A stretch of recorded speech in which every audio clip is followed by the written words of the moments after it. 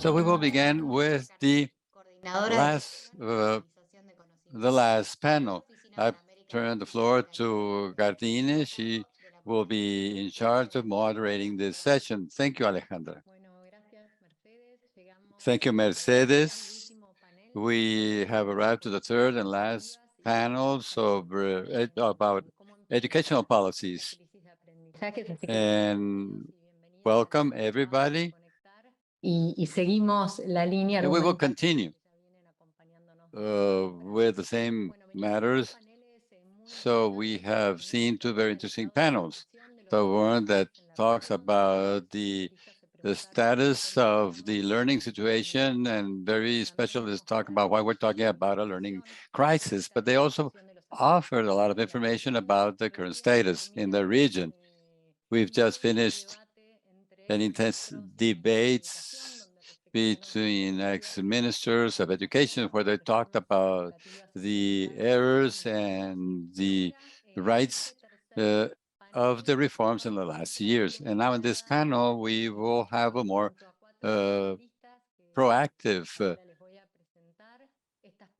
approach with four specialists who deeply studied how education policies are elaborated, designed, and implemented. So we will think about concrete suggestions that could be implemented now to improve the learning process. This policies targeted at improving learning. So in this panel, we will focus on how to do policies, not what to do, but how to implement the educational policy.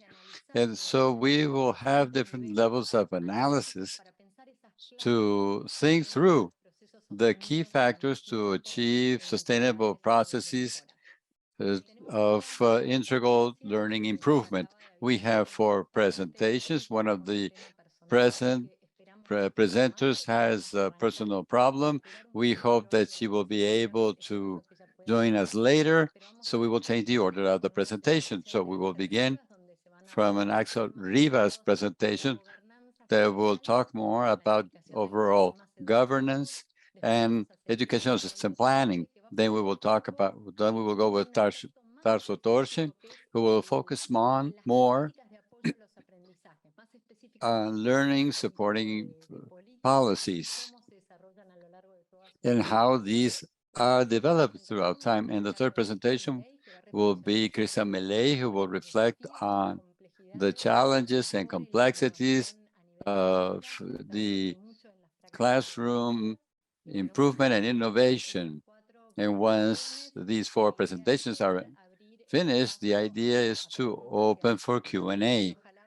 And I hope that Beatriz can join us because she would bring to the table perspective, very important, which is the importance of strengthening government capabilities to develop and implement educational policies that would lead to successful education reforms. So I'll present the first panelist, who's Axel Rivas. He will talk about educational policy governance beyond the short term. He has master's in social sciences and education, and also a PhD in education. Today, he is the director of the San Andres School, and he is also academic director of the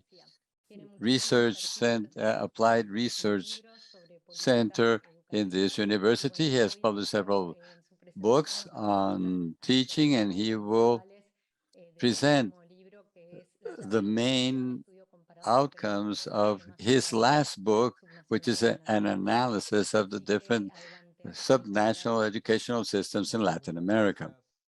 Well, thank you very much, Alejandra. It's a pleasure to see all the people of the region. I see many faces from different countries, and I say hello to the members of the panel, and thank you very much for the invitation to this traditional forum on educational policies. como decía Alejandra, unos resultados abreviados de un proyecto de investigación muy largo, abarcativo y que invito después a la lectura a quienes no lo conocen, y comparto la presentación, que nos permite hablar y compartir resultados relacionados con el título de la ponencia, con la gobernanza de las políticas educativas más allá del corto plazo. Creo que quizás es uno de los grandes ejes de preocupación en este momento, porque tenemos un periodo de mucha incertidumbre en América Latina, fragmentación política, recambios de gobierno, discontinuidad de gobiernos muy fuertes, con cambios de gobierno abruptos en su mirada política que amenazan la continuidad de las políticas y que, embargados también por el corto plazo de las crisis económicas, de la crisis de la pandemia, estamos quizás más que en años anteriores. Maybe more than in previous years, we are limited to the short term. So we have to try to think of the results of this survey, how we can implement long-term policies. And here I will talk about the starting point of this project. The project is called the Keys of Education. This is a comparative study of the educational systems in Latin America to try to analyze improvement cases.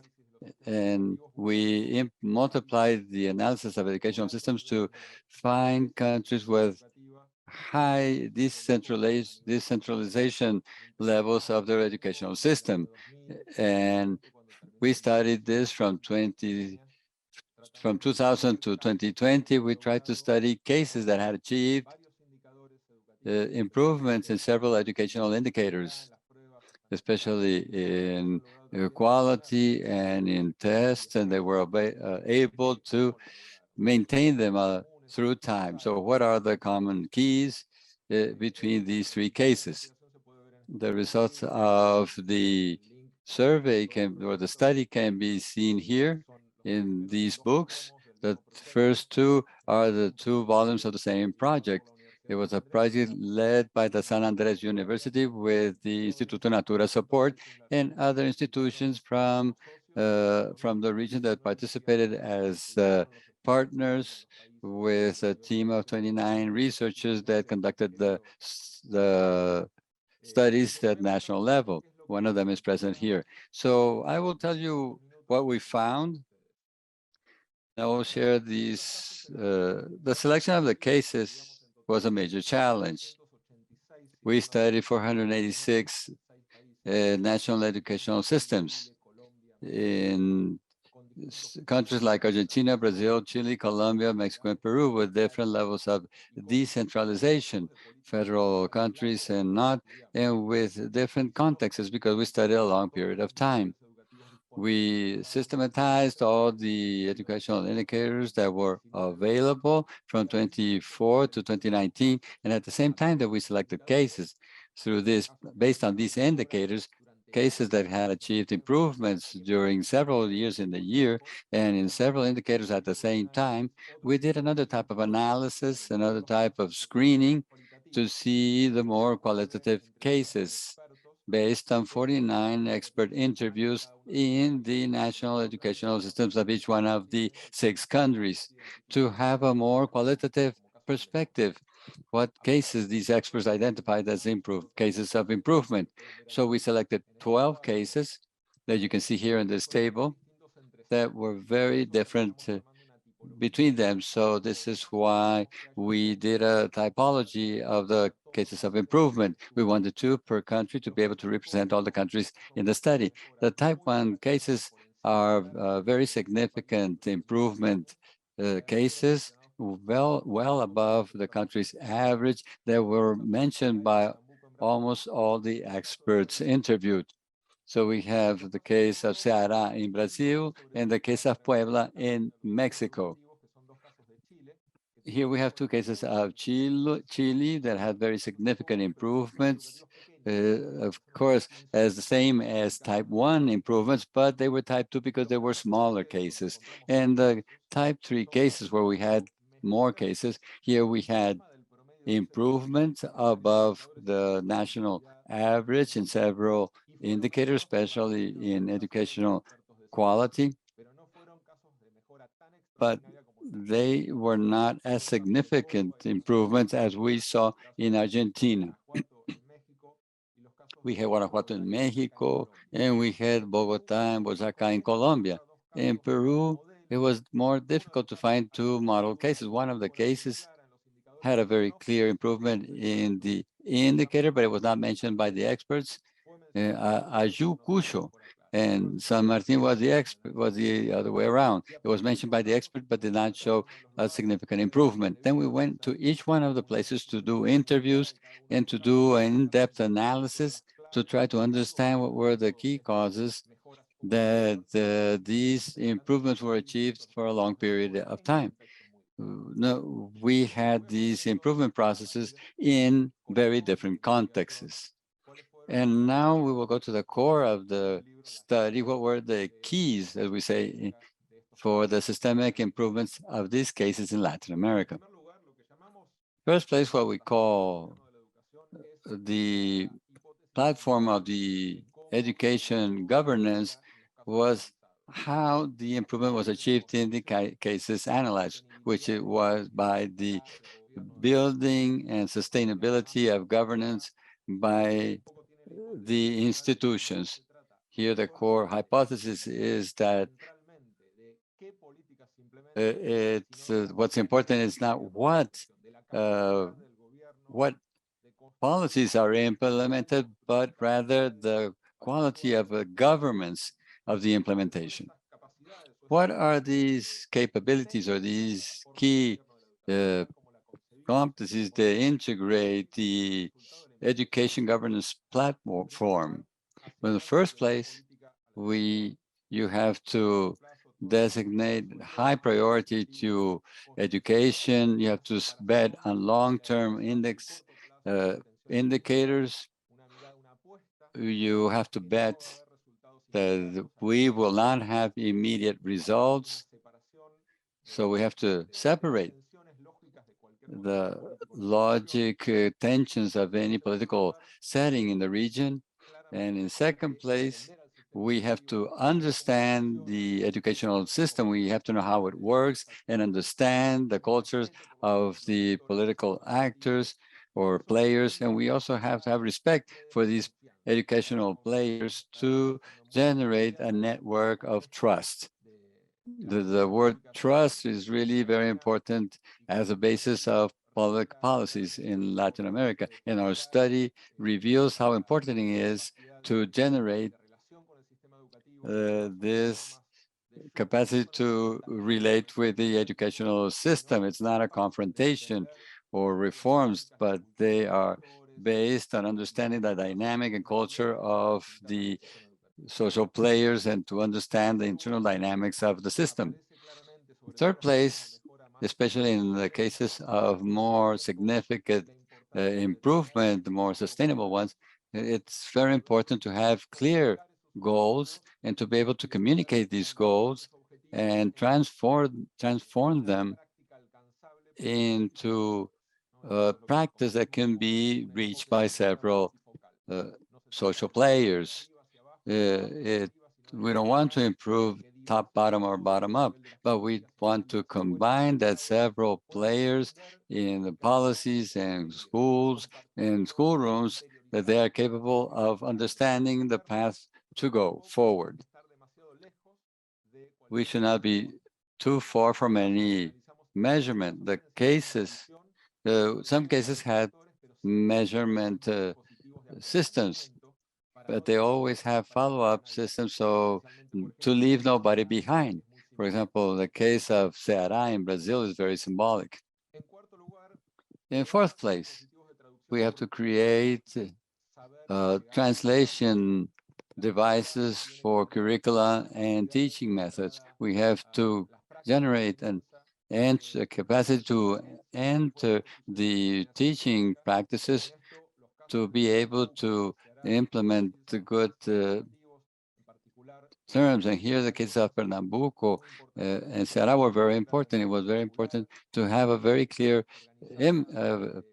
a very clear vision of the curricula that were the starting point, and to plan the curriculum the most consistent manner and do follow-up and know how we can support schools so that they can achieve improvements and have the technical capability to do follow-up and to support the horizontal learning processes, as in Puebla.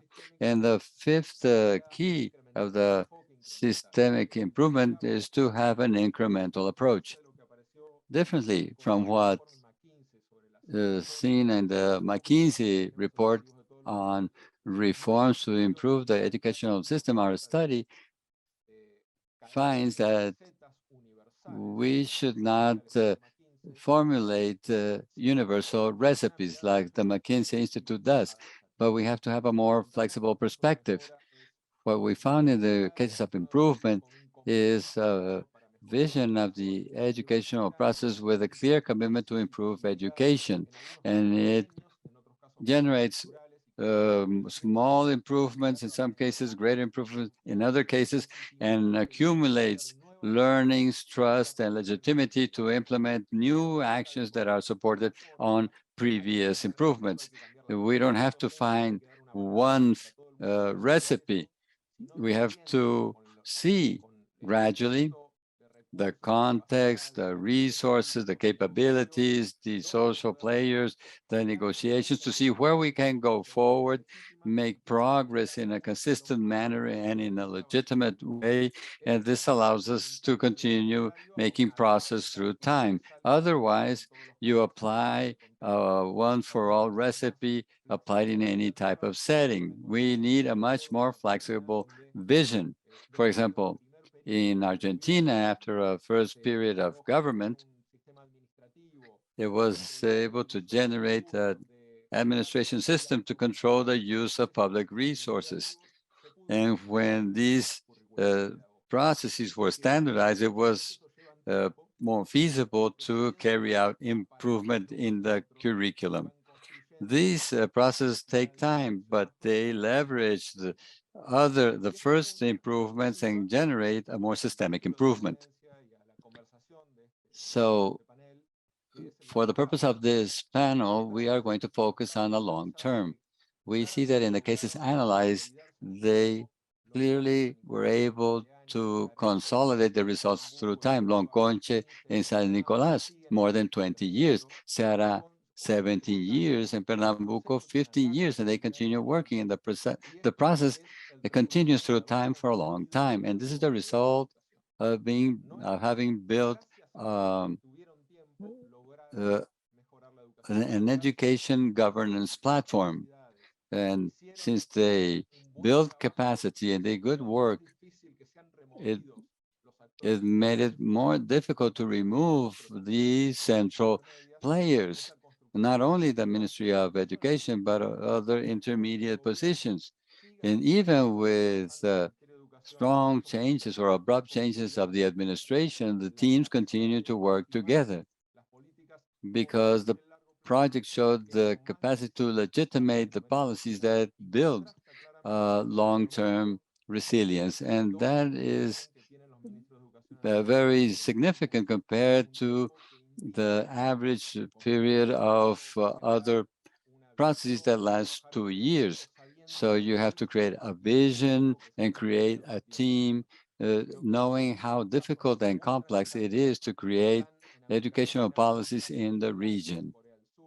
And these cases are in Latin America. They're not in Finland or other places.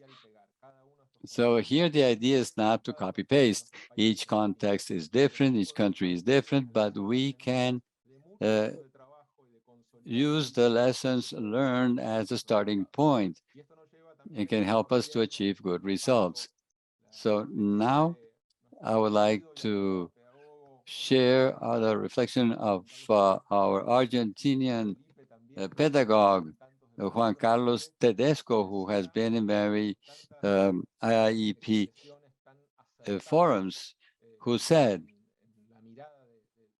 in a very keen way who said that in education, the urgency is the long term. So how to build the priority to look beyond the immediate period and try to have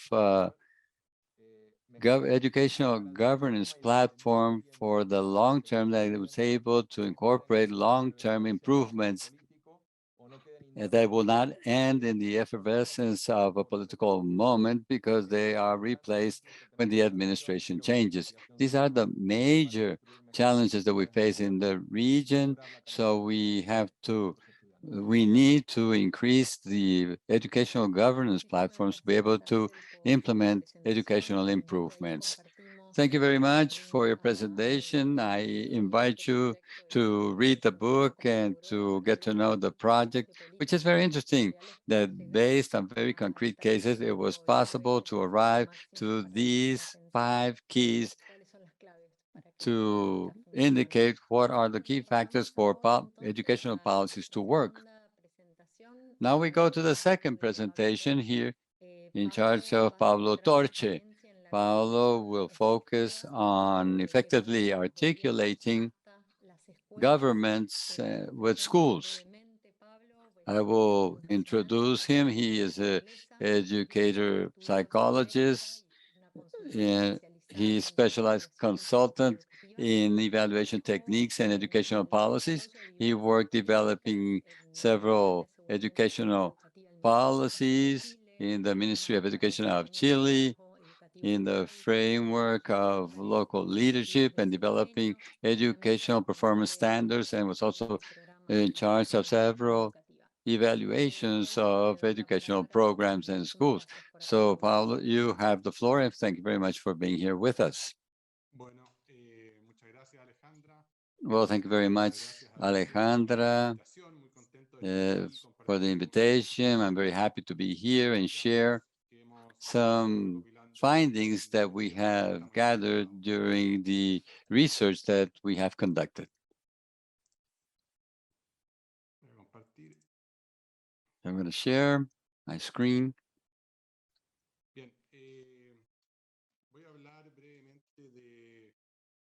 I will talk briefly about implementing policies to support learning, focusing on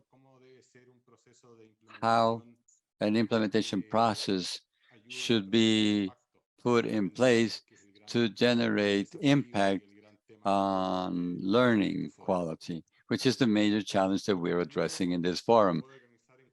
The contents will be divided in 4 points. First, a small definition of what we understand as learning support policies and the challenge of implementing these policies. The second point are the critical dimensions of the implementing improvement policies so that these policies will impact learning.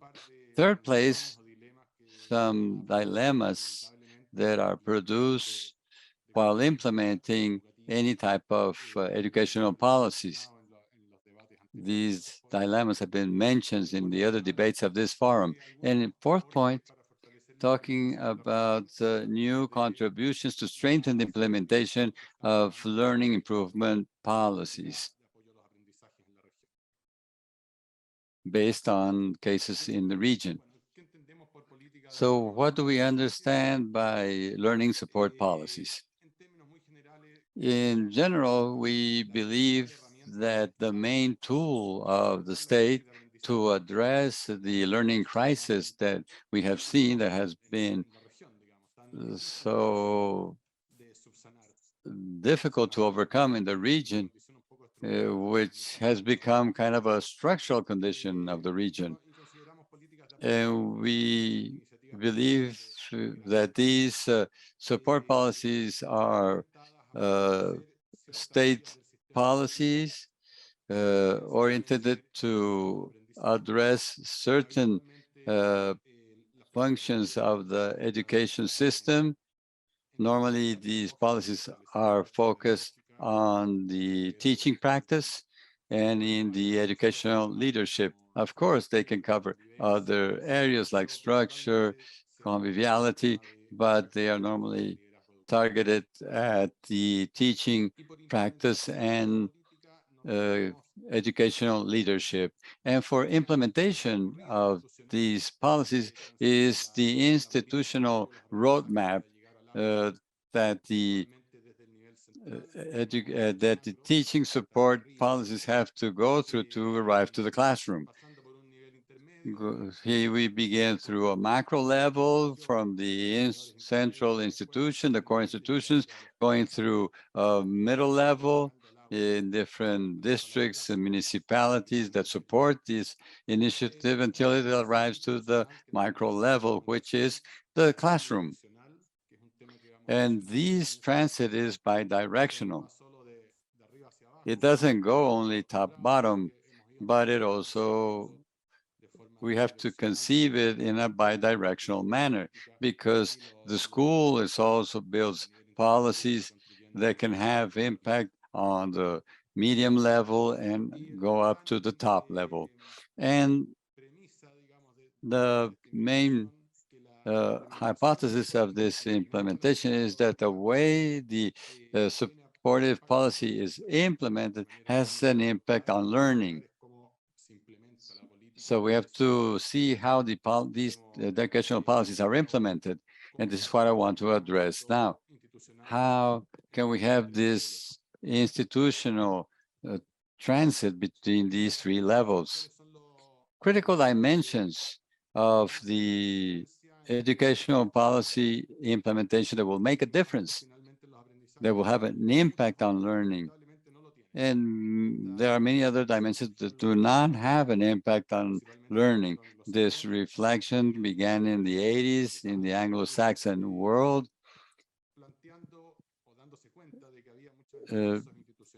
perceiving that there were many institutional efforts that did not result in learning improvement. So what are the dimensions, the factors that really help us have an impact on learning quality?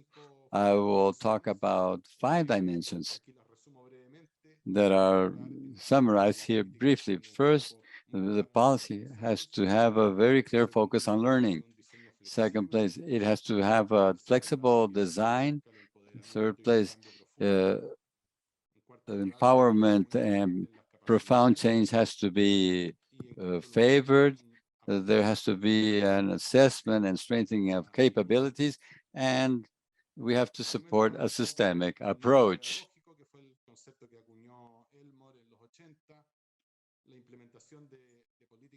Aprendizajes tiene que estar centrada en lo que ocurre en la sala de clases. Si no está centrada en esa relación pedagógica entre el profesor y el alumno, finalmente es difícil que tenga resultados. Y eso implica un foco en el núcleo pedagógico, en el trabajo de aula, a lo largo de los 3 niveles de la implementación, no solo al final, desde el principio tiene que estar este foco. Y es importante que considere o que intencione el trabajo de la escuela orientado específicamente a cambiar y mejorar lo que ocurre en el aula, y no a cambiar otros procesos externos al trabajo de aula, que es muchas veces lo que ocurre, que la escuela añade cosas extra y agrega más trabajo a lo que hace, en vez Sometimes de the school adds different types of Entonces la implementación tiene que estar centrada en el núcleo pedagógico de la política. So we have to focus on the pedagogical core of the educational policy. Then secondly, what we also mentioned was promoting a flexible and participatory implementation. So it's a flexible two-way implementation where there is space to negotiate and to adjust the policies, where the school can also be a co-builder in this policy, not just that it receives a perfect solution or a recipe, let's say, but no, there has to be space for the school to participate and contribute, and also intermediary spaces. These negotiation spaces are key to come up with effective learning support policies. Then we have number 3, which is fostering empowerment and deep change. And this is to actually achieve a deep change, not something that's just visible for a moment and then the assessors or public organisms are happy, but then there's a change, something that disappears. No, it's important that the policy aims to a very interesting change in how educators work. And if this doesn't exist, there won't be a real change. And for that, what is key is that the implementation of policies incorporates a reflexive type of work, a reflective type of work, and that this results in empowerment, that the school makes these policies and new practices their own.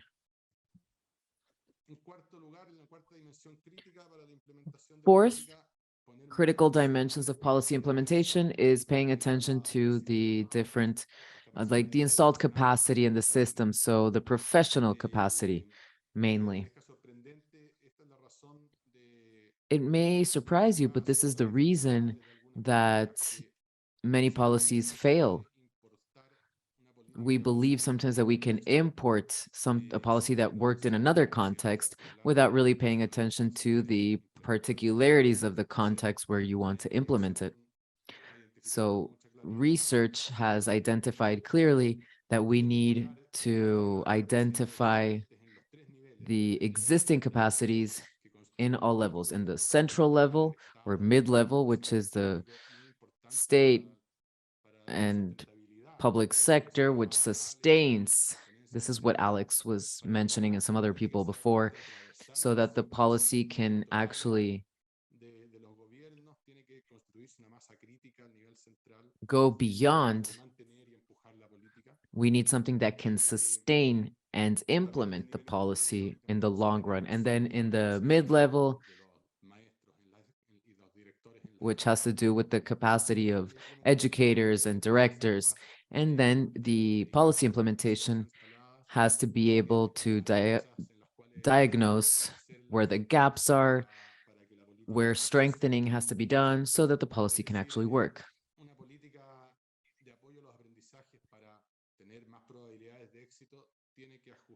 In order for there to be more chances of success, it has to be able to adapt to the capacities and not wait for the capacities to adapt to the policy design. And that's what actually happens in a lot of cases, interestingly enough. And within the training and strengthening of critical areas, we recommend slow transfer. That's something that Anderson would talk about. It's an Anderson model.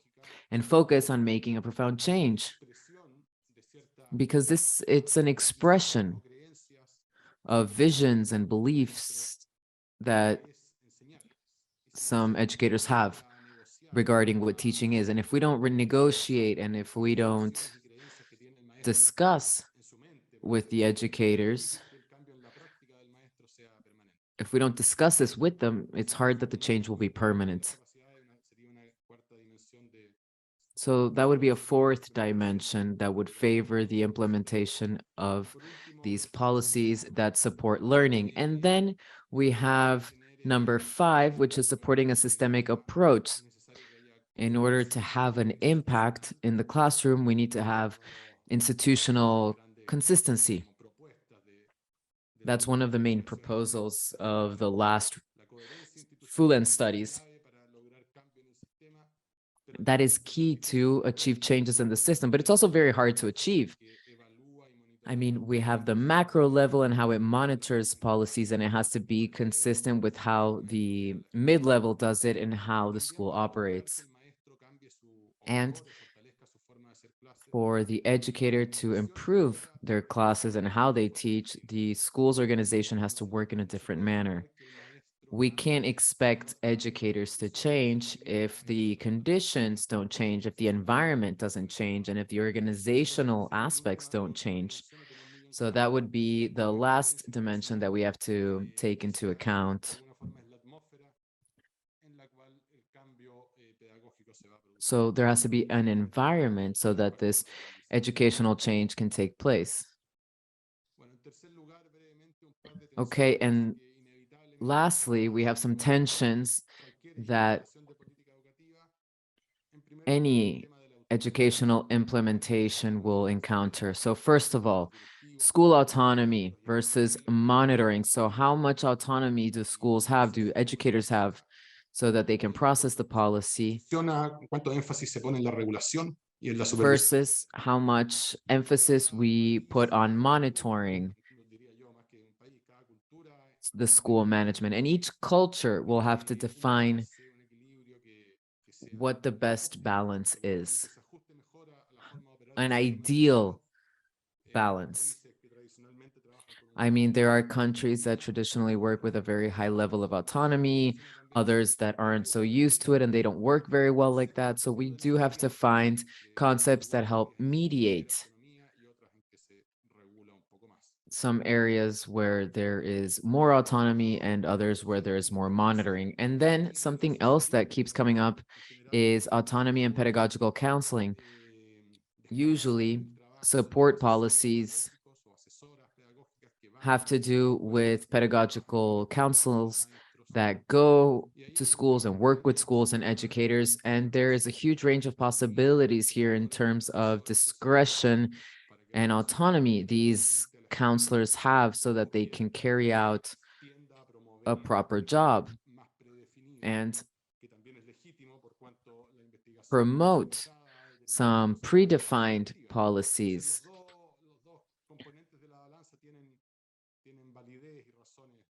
Both are valid and both have pros and cons. We just have to find the best balance between them. And just to finish and not go overboard, I just wanted to give you a short presentation of what we are doing. We are doing empirical analysis of learning support policies in the region.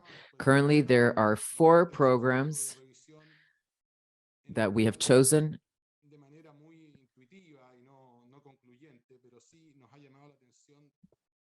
And so these called our attention. Maybe it's easier to find policies, assessment policies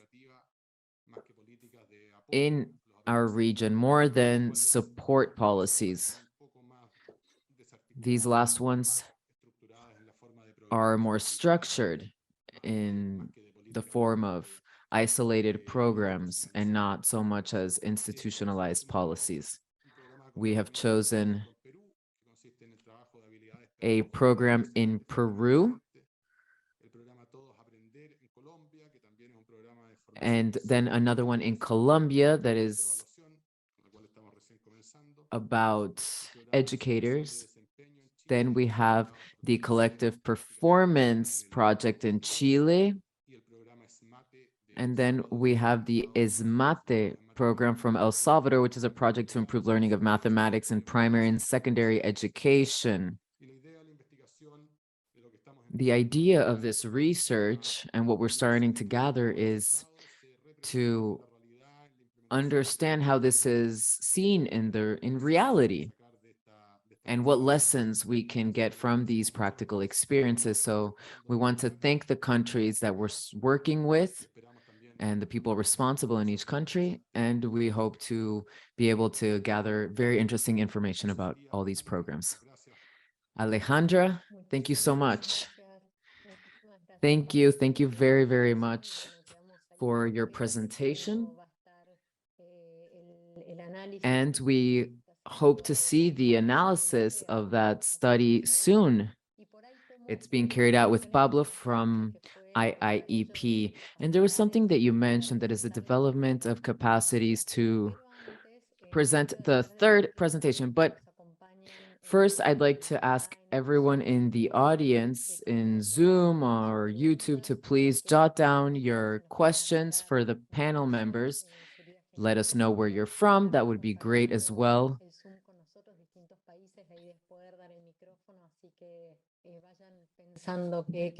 So please think of the questions that you may have. Also, if you want to ask yourself. Now we have Beatriz Pont. Her presentation is about that.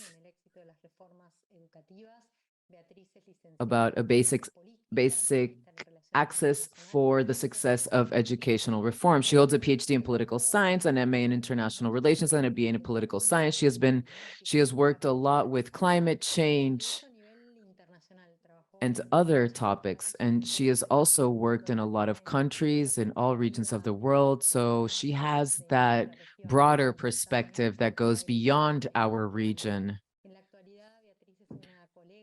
Currently, she is a colleague of IIEP UNESCO, and she coordinates and leads the development, implementation, monitoring, and evaluation of global training programs. Beatriz, I'm so glad that you're here with us, and well, the floor is yours. Thank you so much, Alejandra. Thank you so much, everyone. I don't know if you can hear me well. Yes, we hear you perfectly.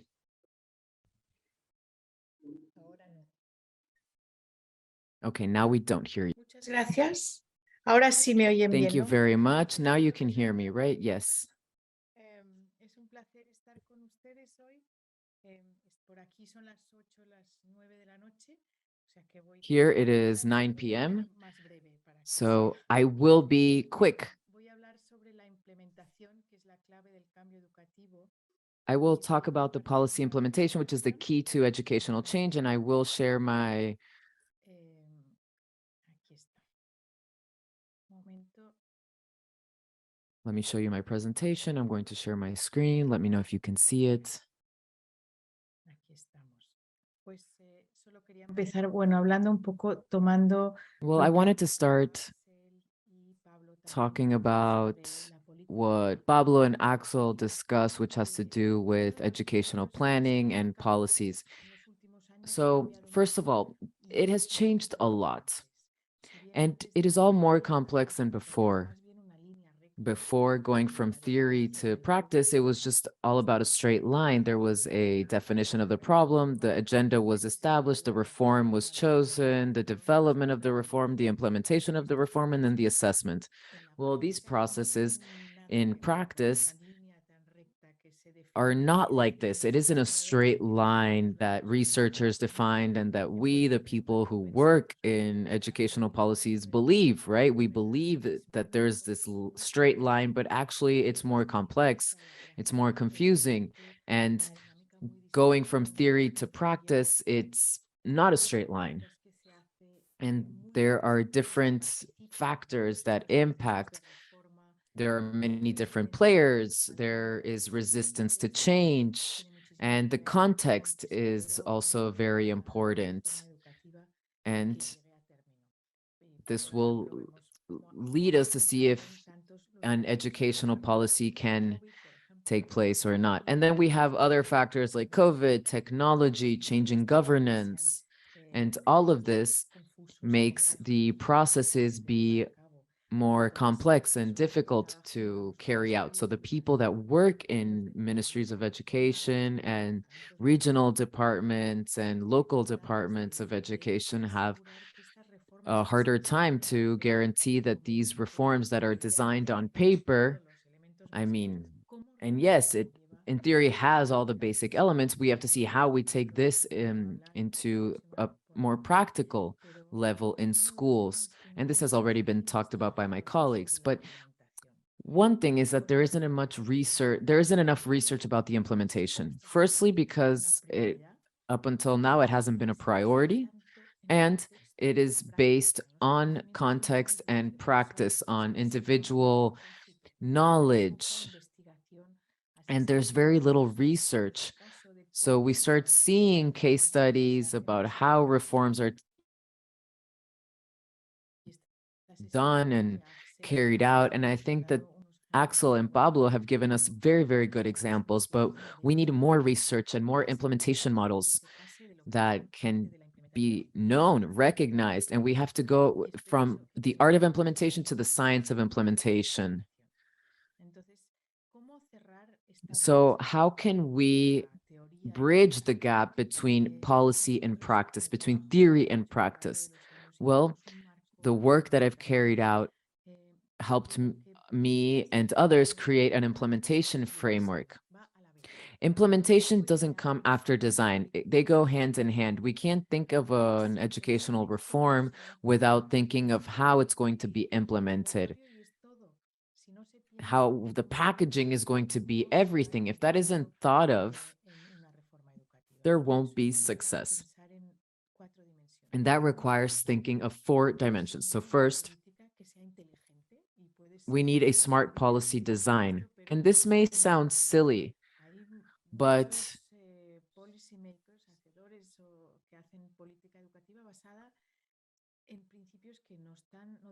this is all based on principles that don't have evidence and that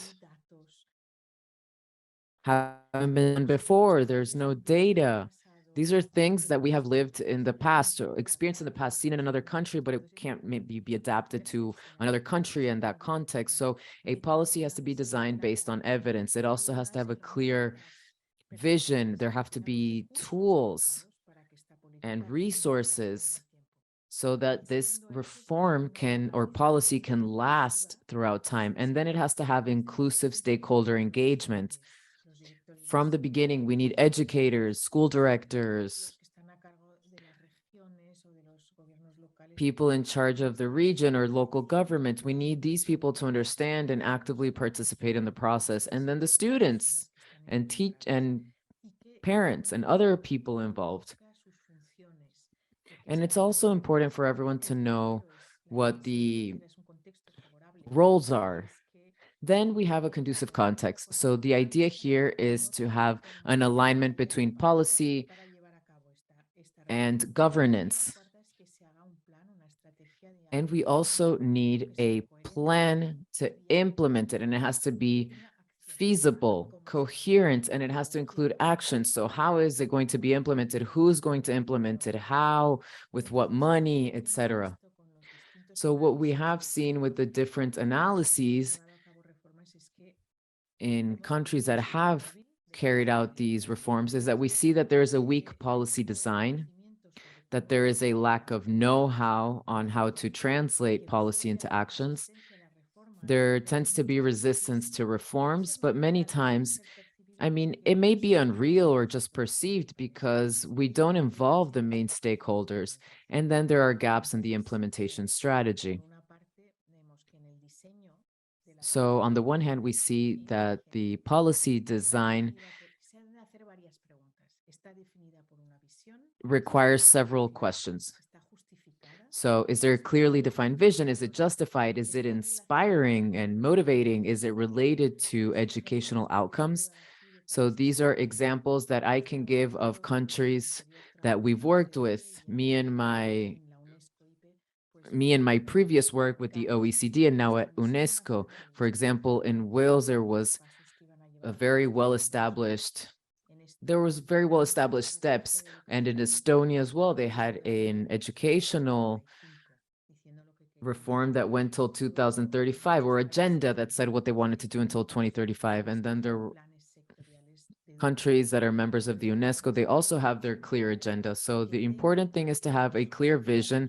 It has to have clear goals that allow to actually achieve this. And we also need strategic indicators that allow us to follow up on the progress.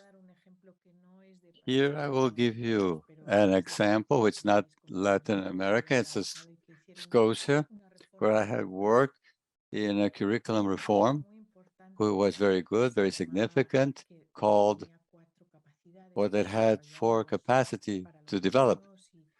We developed students, and they had so many explicational documents at the end. The professors, the teachers did not know what documents they had to use and did not understand how to implement the reform, because they were receiving documents and more books and more pamphlets, and at the end, the complex turned out to be very complex. So here there was a need to plan how to apply the policy to achieve the goals and choose the tools well, and also the people who would use them. The second one here is inclusive participation. we also have to think in the students and the classrooms. That has to be in the center. And there are a lot of people who partake in that process, like coordinators, communication channels, and a lot of people are redundant. They do the same roles. So we have to drive a construction that promote an effective reform, and the different players should appropriate themselves or make themselves owners of this reform. We need that the main stakeholders participate as from the beginning, from the design of the policy. You can have pilot programs with the reform in certain selected schools, or we've seen this in Japan, or do work groups to design and see how the reform should be implemented. As to the context, which is the third dimension, it's important to consider is to have consistency between all the reforms. If we have a central curricular reform, if we do not align the test at the end of the year to that curriculum reform, the teachers will not adhere to that reform. So if you don't change the tests or the initial formation or training, for example, but you don't train the teachers to implement this new reform, it will not be applied. And training is very important. Here we have to understand the capabilities of the workers and other education system players to conduct a reform, because what really happens depends on the training of the different people in the different ministries that vary a lot. So maybe some employees do not have a specific background to conduct reforms. So we have to understand if the capabilities of implementing education reform exist and who are the people that have these capabilities to be able to carry out these reforms. And lastly, we have to bring everything together and think what will the strategy be in practice, to think it through with a timeline, resources, people in charge, and progress indicators. And this is the framework that we've used to analyze forms to help countries to implement their reforms. When all these dimensions are aligned, we have a higher likelihood of achieving success with the educational reform. So we have to invest in developing capabilities to carry out the reforms. And this is supposed to invest in teachers, in school directors, which are the basic connections between the reform and the school and classrooms, and also between the different levels of the country. I finish here, and I'm more than happy to answer your questions. Thank you, Beatriz, for this framework that talks about the different dimensions that you proposed. So now we will go to the last presentation, which will be given by Cristian Bellei, that will focus on school improvement and innovation. And the question he will try to answer is, how can we change things in the classroom? She has a master's in comparative educational policies. He's also a PhD in education. He works in the University of Chile in the Faculty of Philosophy and Human Sciences, and also in the research centers for educational programs. It's working on improving the quality and the equity of education. Thank you very much for being here and for sharing your learnings with us. Thank you very much for the invitation. It's a pleasure to be here in participating in this panel and for having the opportunity to share my reflections on with educators of different countries. Thank you, Olivia, for organizing these forums that are so interesting and challenging. What I'm going to do is I'm going to share a presentation that's based on an investigation work that we've conducted with research teams of the University of Chile. In some sense, it's kind of a brother of the research program that Axel mentions. We focus on the schools, and we have made a question similar to the one Axel asked himself and answered with his presentation at the level of the systems. So how can these systems be improved throughout time and in a sustainable manner? This kind of questions we have proposed to answer. What we've done here is try to mention some of our main findings and invite you to, even though IIPE and UNESCO will publish the documents of this forum, but you can also read them. I'm going to present the books where we have published the findings of our research that I will talk about. The first one is I learned that at school, which focuses on a question that Pablo also mentioned.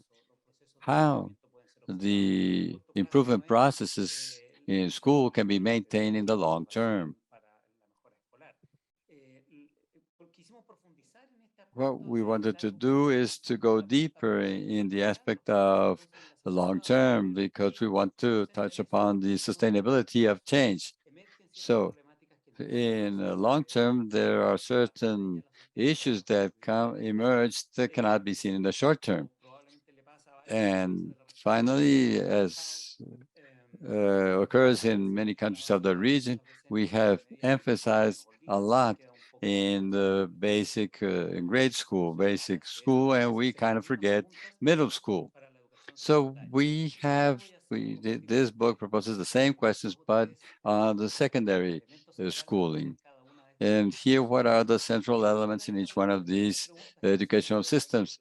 And then we have these two questions, which I think are the main concern. There is a permanent demand of society to improve school on a permanent basis, but that's very difficult, you know, when people want improvement that are sustainable in time. That's difficult. Second place, we asked this question: what would be the actions that we should drive, or what are the leverages that we should move to have the school improvement? And we're almost finishing the first quarter of the 21st century. So we should ask ourselves, are we up to date? And right after the pandemics that we have just undergone, this question is even more relevant. So I would like to invite you to think about this subject, about school improvement and how it expresses itself in our setting. When I think about school improvement, I'm thinking substantial improvement, both institutional level and individual level, that produce a better environment to improve the quality of learning and allows for students to acquire the capabilities to learn. So as the research shows, this omnipresent demand, well, it's not always clear that we have shortcuts. In Chile, for example, we've had segregation and discrimination systems, some excluding systems simulate that they have better performance. But also the inputs are a way to improve the results, because you cannot improve your performance if you don't modify other processes of the educational system. So we have to see and observe these improvement processes in the long term. We have to recognize that it's not only a single event or one normative change, for example, or applying a change in the superstructure of this educational system, but that does not impact the work in the classroom. So considering international evidence, we can see that we have to look at the long term to be able to observe trajectories or pathways of improvements, but not all of them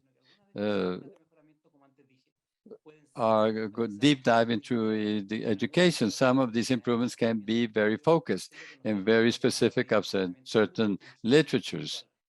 See, can be very specific improvements, especially in the era of standardized assessment. So with these improvements are the result of very tactic improvements, but that do not improve the general status of education. So when we talk about long-term, we can see in this very specific improvement, we can see that improvement follows certain phases or responds to certain stages of development. In the first level, institution has to be regulated. It has to work according to what is expected from it, which is called incipient improvement. This is laying the foundations for so that we can have the emergence of the productive learning systems. And this can take about 4 or 5 years to put things in order so they can start to work properly. Once you achieve this, institutions begin to implement strategies in a recurrent manner to be able to test and innovate in a more global and strategic manner. And then once this improvement cycle is repeated in time, then we can include more components and leaves the hands of the managers of negotiators of the change, then we can say that the improvement has been institutionalized. How much time does it take? It depends on the case. Based on our experience, it never takes less than 5 years of sustained work to achieve institutional change.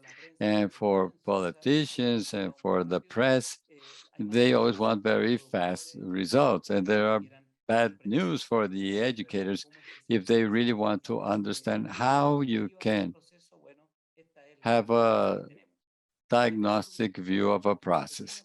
Here, let me do a double click here. In these different phases that are not linear and that not all projects go through them. And that can be very different according to the process, because we know that in the world and in Latin America, settings are very different, but they help us to think about the different stages and to decompose some of the elements with which we were able to elaborate concepts. And this is important because it's the $1 million question. What are the dimensions to analyze, understand the different pathways of school improvement? We have to consider not only different dimensions of the school work, but the degree of development of the institution, the type of problems they face. Not all policies are for all situations.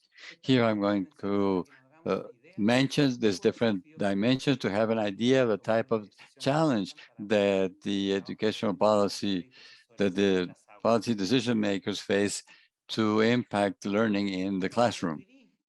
When I described these different phases, I said, in a very basic level, you can only apply very specific strategies, and these do not generate a relevant improvement of the institution. Only when these institutions are able to apply more adequate strategies and are repeated in time, they really face the challenge of generating autonomous capabilities, institutional capabilities. This is when the institutions are able to lay the internal basis or fundaments to create a successful system that goes beyond small successes. So what's the priorities in terms of what we expect from students? When the focus is very limited, the focus tends to be very academically based and very targeted at basic intellectual units. Only when an educational institution adopts different indicators that consider emotional intelligence, capability to act, and other soft skills is when we can talk about an institutionalized process of the school. If the project is based on external consultants, well, this will last until you stop hiring their consultants.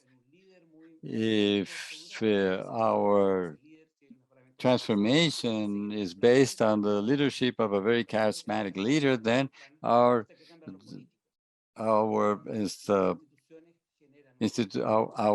program will last until we still come with that leader. And that happens also with governments. So we need that these policies be established between the different educators of the school so that we can have a more long-lasting result. And a last note on institutionalization. I would end with more simplicity. What are we talking about when we say that the change has been institutionalized? We're saying that the change can irradiate to other areas from where it started. And what this change is, it stabilizes through time and affects not only innovation, but it changes the core way things are done. So this change has been internalized and it has become an institutional practice. So it's not something that's happening in a small room of the school that's very well equipped and that shows a very nice presentation when people go to that small room. No, the experience is irradiated and impacts all the other departments of the school, generating a relevant, significant change. When we see an institution like this, we have other type of demands for the institutional management of the education, which are the demands that ask themselves the question, how can we improve the school, not only for these students, but for the future students? So here I'm going to mention only a pair of aspects of here. What we have here in the triangle, the core triangle, Pablo talked about the schools. This is the pedagogical curriculum work that produces the space of learning so that students can learn. But schools have their own context. So there are opportunities and challenges as well that are very important for the educational institution. If in the long term, we don't see the changing trends in the context, the change of students and their families isn't perceived by schools and educators, and the educational offer is for communities that don't exist anymore, for a reality that doesn't exist anymore. So then there is a confrontation and a rejection of students that educators are teaching to. When there is no pedagogical curricular work, there can be a destabilization because the changes, like were mentioned before, depend on political orientation. Sometimes schools will ask themselves, do we have to just get rid of everything that we've done because the politicians are telling us, or should we keep a type of stability in the work that we carry out? Well, if we look at the red dimensions that you see there, it's a school management and institutional policy. So school management is key. Everything that I'm mentioning requires the decisions of school management. Are there good conditions for faculty to work, or does faculty change every day? Is there a high turnover, or do they feel autonomous in their work? I'm just going to give you an example that this correlates with. If we really do want more talent in schools and universities, if we want educators to be proper educators, well, then that means that there is certain stability and professionalism in that work that is being carried out. This is not to protect them from politics, but it is to allow the consolidation of that educator professional knowledge, and this allows to bring in new educators. When we look at the internal processes of schools, and this is what I'm going to finish with, we see that some other factors emerge. Now, I want to leave you with a final reflection. Everything that I've said is a huge challenge, but it improves the system that we already know. In the 21st century and post-pandemic, we have to ask ourselves, do we not need to innovate the kind of system that we're improving, that we're making more efficient? And I don't want to sound disruptive or completely out of reality. I mean, of the three dimensions that I've mentioned, we need more comprehensive learning, comprehensive pedagogy, and flexible school organization. The pandemic taught us how important it is to have, how important different aspects are, how important it is to question and to ask questions, to use different sources, education based on projects and student cooperation, more flexible school organization.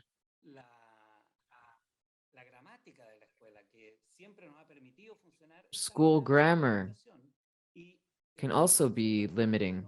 And if we observe the innovations that take place in the school system, workshops, the types of academia, complementary work, I mean, we do have innovation sources that the challenge is to get them to be part of the core. I mean, we're not taking a leap into the unknown. We're not going to just throw away everything that we've done in education. No, we want to adopt some practices that are innovative. And these are lessons that we've been learning. And I think that they could help us to take that leap towards the restructuring that we need in the 21st century. It's really been asking for this change, but it's really screaming for it now. Okay, well, I hope we have time for questions and answers. Thank you so much, Christian, for what you just talked to us about. That's so interesting. We have so many questions, so I ask that you answer in an agile manner so that we can answer as most questions as possible. I would like to give the floor to Fatima Bajes from Guanajuato, Mexico. Fatima, are you there? The floor is yours. You can ask your question directly. Thank you so much, Alejandra. I have two questions after hearing Christian's talk. The first one has to do with the policies that are effective. We measured learning and what was the loss of learning because of the pandemic. In Guanajuato, we saw that there was a loss of 1.5 school years. So in your point of view with this study, and I saw Guanajuato was part of the cases, what would the most effective policy be? What should we focus on? Faculty, resources, infrastructure, what would be the main focus to implement a policy that allows us to recover that learning? That's my question for Axel. Okay, let's answer this one first because there are other people that want to ask questions. And if we have time, then you can ask Christian, okay? Okay, I'm going to write it in the chat. Okay, great. Perfect. Axel, your answer. Okay, well, a quick answer. The question is quite complex, but I think that there are specific policies to prioritize this moment. We think that it's important to strengthen how the government impacts this whole thing.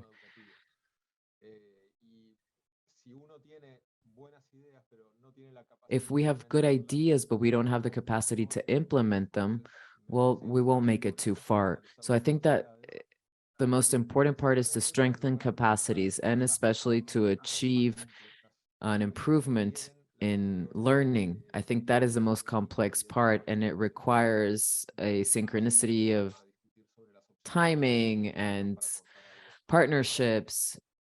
But that was the quickest answer that I can give you. Thank you so much, Axel. And thank you, Fatima, for the question. Okay, and now we will give the floor to Camila Flores from Bolivia. She has another question. Camila, are you there?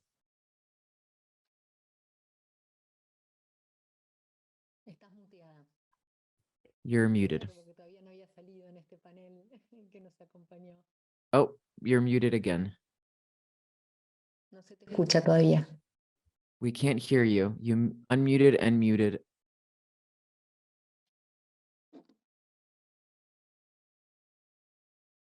You're still muted.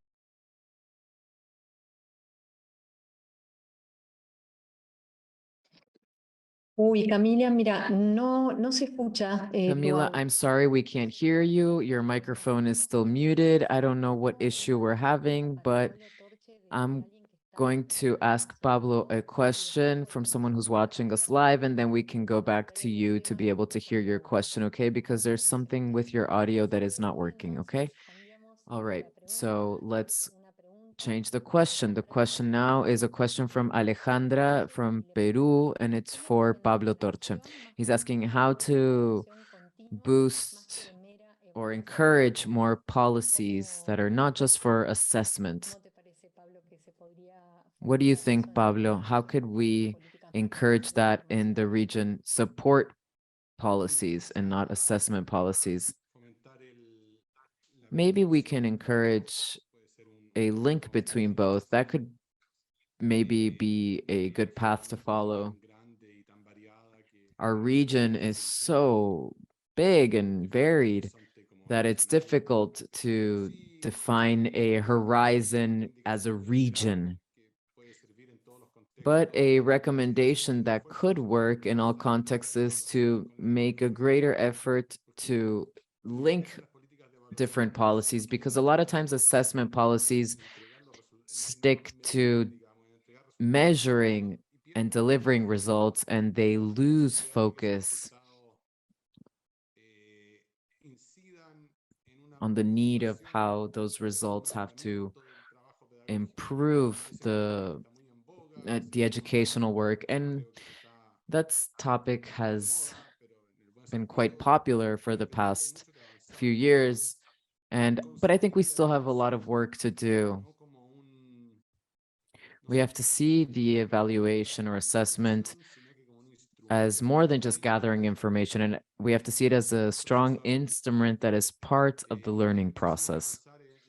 There's a lot to move forward in the region, and there's a lot to advance in the region.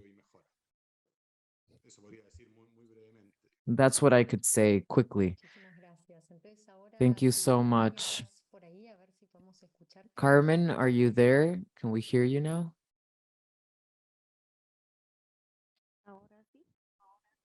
Yes. Can you hear me? Yes, now we can hear you, Carmenia. My question is the following. The participation of the different social players like parents, student reps, different institutions in the country, based on the different suggestions,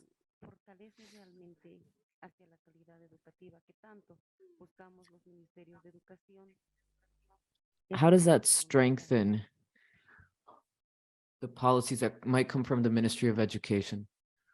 ¿Para quién es tu pregunta, Carminia, perdón? Who's your question for? Para Cristian. Para Cristian, For perfecto. Christian. Okay, great. Thank you. Christian, the floor is yours.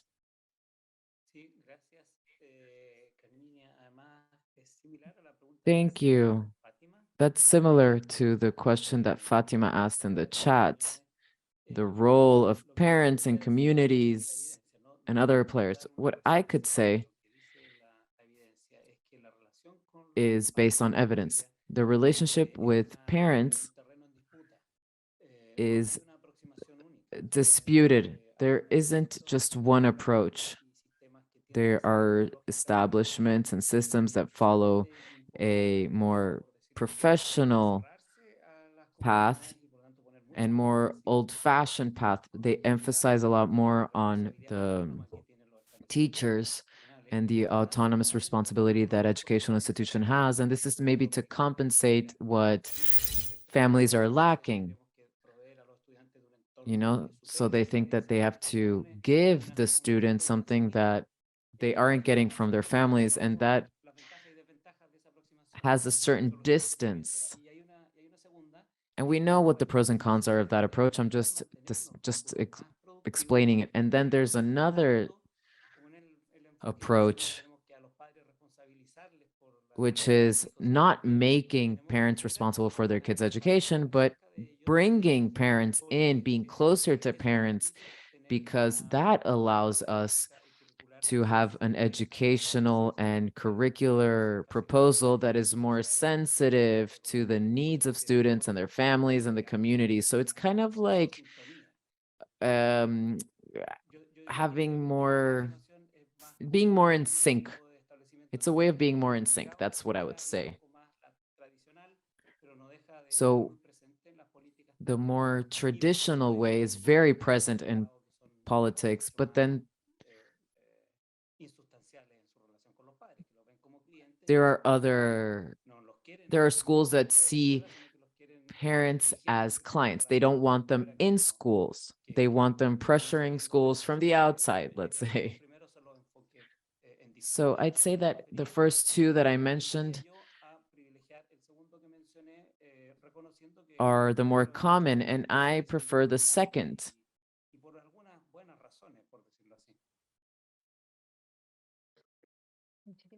Thank you so much, Christian. There are so many questions here in the chat on Zoom and on YouTube. So my proposal is follow up on the specialist network. You will see the summary of these presentations, and maybe we can organize other moments where we can ask these questions and delve deeper into them. We won't be able to answer more questions now. I'd like to close this panel and this first day of forum by focusing on the long term. That's how we started the panel today, talking about that. And I think all the panelists and everyone that participated in the forum today mentioned this topic. And I'd like to go back to the idea of how Oscar sees the policy in Latin America, and this idea that policies are characterized by a predisposition and by urgency in our region. and how the Latin American public policies are how they're linked to what we do. These panels are for us to reflect. And the idea is to think of a broader horizon. And this has to do with policy monitoring that came up in our first panel, and the reflections that have to do with how policies were done in the past, how feasible policies are, how coherent they are, consistent.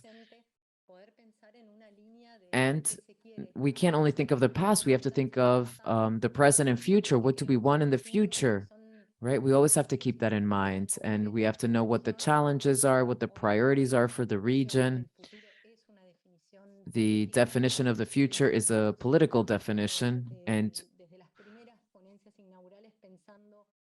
we have been thinking about how can we from IIEP